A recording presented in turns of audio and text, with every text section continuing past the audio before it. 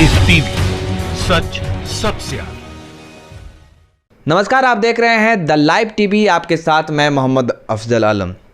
साल 1947 में मुल्क का बंटवारा हुआ तो धर्म के आधार पर लोगों का पलायन भी हुआ। किसे पता था कि 72 साल के बाद वतन में एक बार और विस्थापन होगा, और ये विस्थापन बेबस, लाचार, असहाय, मजबूर और मजदूरों का होगा। आपने देखा होगा जो तस्वीरें आई, जो वीडियोस आए 21 दिन के लॉकडाउन के घोषणा के बाद, किस तरह मजदूर बेबस होकर करके अपने घर की ओर रुख कर गए और ये काफिला, ये कारवा चलता रहा। ये जो घड़ी आई है, ये जो आपदा का जो संकट आया है, इससे निपटने के लिए प्रधानमंत्री नरेंद्र मोदी ने 28 मार्च शनिवार के दिन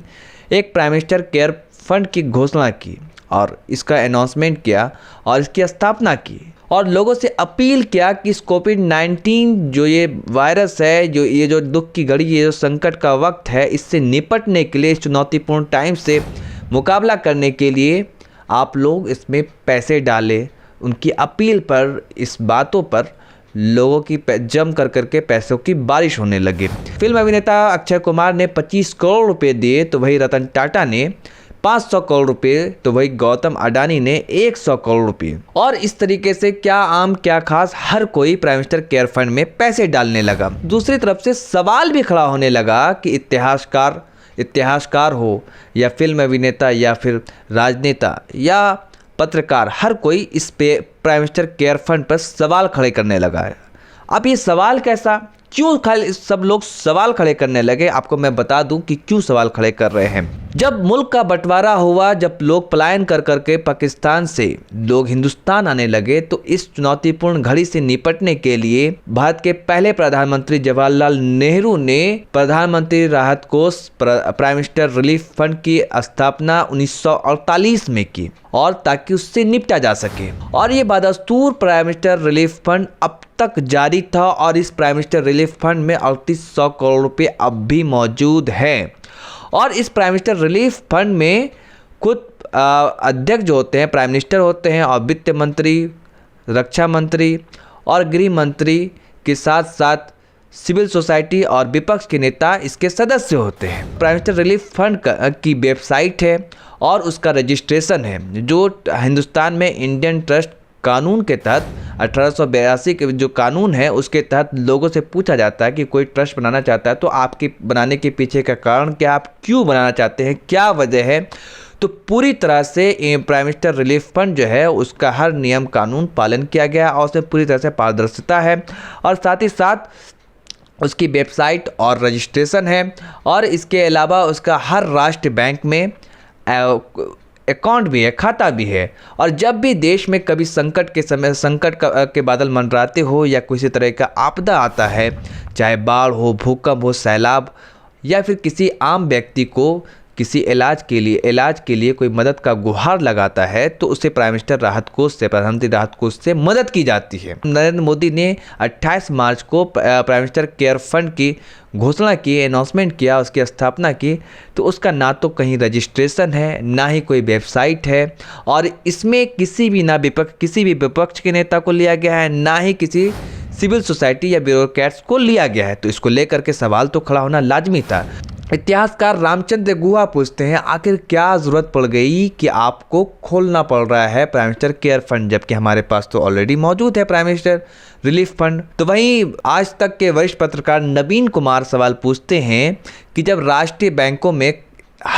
बैंकों में प्रधानमंत्री राहत कोष का खाता है और इसको लेकर के हर तरह की पारदर्शिता है, तो आपको क्या ज़रूरत पड़ गई प्राइम मिनिस्टर केयर फंड की खोलने की। ये मेरा सवाल है, ना कि शक मैं कर रहा हूँ। तो भाई कांग्रेस के वरिष्ठ नेता शशि थरूर भी सवाल पूछते हैं,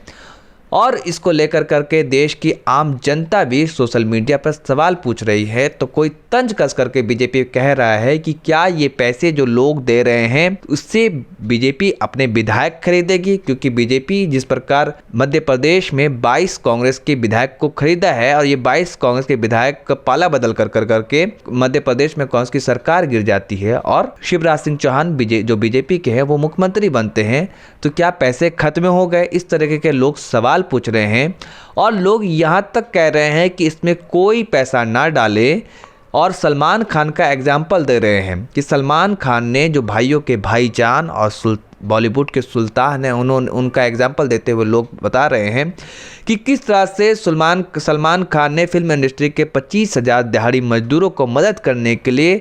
उनका अकाउंट नंबर मांगा और अपनी जो उनकी जो एनजीओ है बीइंग ह्यूमन, उनके जरिए सीधे डायरेक्ट उन मजदूरों के खाते में पैसा डाला ऐसे टाइम में, क्योंकि मजदूरों को ना तो खाने को है ना रहने को है और वो बड़े ही संकट में हैं। तो ऐसे समय में उनको बेहद ज़रूरी था कि उसके डायरेक्ट अकाउंट में खाते में पैसा जाए और उन तक खाना और रहने की ज़रूरत की जो सामान हैं उन तक मुहैया कराई जाए। तो इसको लेकर के सलमान खान की जम करके तारीफ की जा रही है। तो वहीं दूसरी ओर लोग एक और सवाल खड़े कर रहे हैं और लोगों का सवाल जो खड़ा हो रहा है वो इस बात को लेकर के खड़ा हो रहा है, पुलवामा अटैक में जो लोग शहीद हुए, जो जवान शहीद हुए, उनके परिजनों को मदद करने के लिए फिल्म अभिनेता अक्षय कुमार ने पिछले साल भारत के बंदे नाम का एक ट्रस्ट की शुरुआत की थी और उसमें लोगों से अपील की थी कि सभी लोग इसमें पैसा दे, और लोगों ने इसमें बढ़ चढ़ करके हिस्सा लिया था और लोगों ने इसमें दान किया था। पता नहीं कि वो पैसा शहीद लोग हुए थे उनके परिजन तक पहुंचा या नहीं पहुंचा,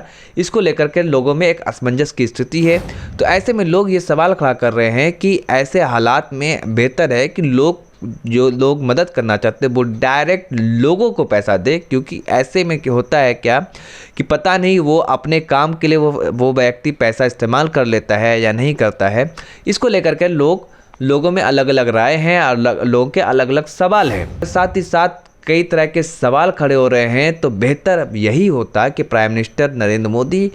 आकर के लोग जो सवाल कर रहे हैं या विपक्ष के नेता हो उनसे सवाल पूछते, तो प्राइम मिनिस्टर को बेहतर यही होता है कि वो बताएं, आकर के अपनी सफाई में कहे जो सवाल खड़े कर रहे हैं, चाहे इतिहासकार हो, पत्रकार या फिर कोई राजनेता, कि आखिर आप क्यों दोबारा आपने इसकी स्थापना की है। तो वही कांग्रेस के कई नेताओं का ये कहना है और कई विपक्षी नेताओं का ये कहना है कि प्राइम मिनिस्टर अपनी मार्केटिंग करने में रहते हैं और बस अपना चेहरा चमकाना चाहते हैं, इस वजह से उन्होंने इसकी स्थापना की है। जबकि प्रधानमंत्री राहत कोष बरसों से चला आ रहा है, उसमें 3800 रुपये मौजूद भी है और उसमें हर तरह की पारदर्शिता है और निष्पक्षता है, किसी तरह की कोई दिक्कत नहीं है। तो फिर ये लाने की ज़रूरत क्या थी? ये तो आप जवाब प्रधानमंत्री को ही देना होगा। हमने आपको दोनों का कंपेयर करके बताया और दोनों के जो पक्ष और विपक्ष है उन सब के बारे में बताया। शायद आपको, अब मैं आपके ऊपर छोड़ता हूँ कि आप खुद फैसला करें कि क्या ये प्राइम मिनिस्टर केयर फंड खोलना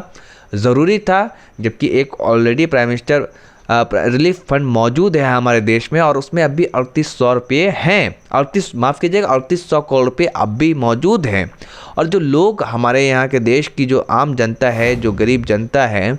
जो इस 21 दिनों का जो लॉकडाउन हुआ है और उस समय लोगों के अब तक जो 29, कांग्रेस के कई नेता ये कह रहे हैं कि 29 लोगों की मौत कोरोना वायरस से हुई है और अब तक 22 मजदूर हैं उनका आंकड़ा हो गया है मरने का, जो पलायन कर गए अपने घर की ओर। उन्हें एक विश्वास, एक भरोसा हो गया कि यहाँ पर रहने के बाद शायद हम भूखे प्यासे मर जाएं, तो इससे बेहतर है कि हम अपने गांव में, अपने परिवार के बीच, अपने लोगों के साथ जी करके वहाँ जा कर के रहें। मौत भी आएगी तो कम से कम पानी तो अपने लोग पिलाएंगे। तो ये जो लोगों में एक भावनात्मक जो शब्द थे, उनके जो आंसू, आंखों के आंसू थे, जो छोटे छोटे बच्चे को लेकर करके, जो चाहे बूढ़ी औरत हो या कंधे पर गठरी और मटरी लेकर करके लोग पलायन कर गए। और ये शायद हिंदुस्तान के इतिहास में आज़ादी के बाद पहली बार ऐसी तस्वीर देखने को मिली है जो दिलों को झकझोर कर रख देगी। और आप उनकी आप बीती को सुन करके, उसके दर्द को सुन करके आप भी शायद रो पड़ेंगे कि हम सब घरों में बैठ करके क्वारंटाइन होकर करके और अलग रह करके अपने घरों में अपने परिवारों के साथ एक कोई छुट्टियां बिता रहा है, तो तरह तरह से कोई मंत्री लूडो खेल रहा है, तो कोई मंत्री घरों की साफ़ सफाई करके अपना वीडियो रिलीज़ कर रहा है। तो इन जो बेचारे लाचार और बेबस और असहाय मजदूर हैं उन तक का हाल और उनका परेशान हाल लेने तक कोई नहीं जा रहा है। आपने देखा होगा कि कई वीडियोस आ रहे हैं जो बड़े ही दर्दनाक हैं, और कितने लोग तो अब बिहार पहुंच भी गए हैं, जो गुजरात से चले थे यूपी जाने को, जो बिहार जाने को, या दिल्ली से चले थे बिहार जाने को, झारखंड जाने को, वो अब अपने अपने घरों की ओर पहुंचने वाले हैं। तो उनके पैरों में छाले पड़ गए हैं।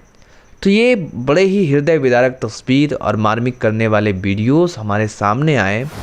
और ये प्राइम मिनिस्टर रिलीफ फंड और केयर फंड क्या है मैंने आपको समझाया, और आप बस फैसला आपको करना है कि कौन बेहतर है क्या नहीं है। आपको जो भी समझ में आए आप हमारे यूट्यूब चैनल पे कमेंट करें, और फेसबुक पे अपनी राय फेसबुक पे कमेंट करके राय दे सकते हैं। बस आज के लिए बस इतना ही, आपसे मैं बस अलविदा लेता हूँ। धन्यवाद। लाइव टीवी, सच सबसे आगे।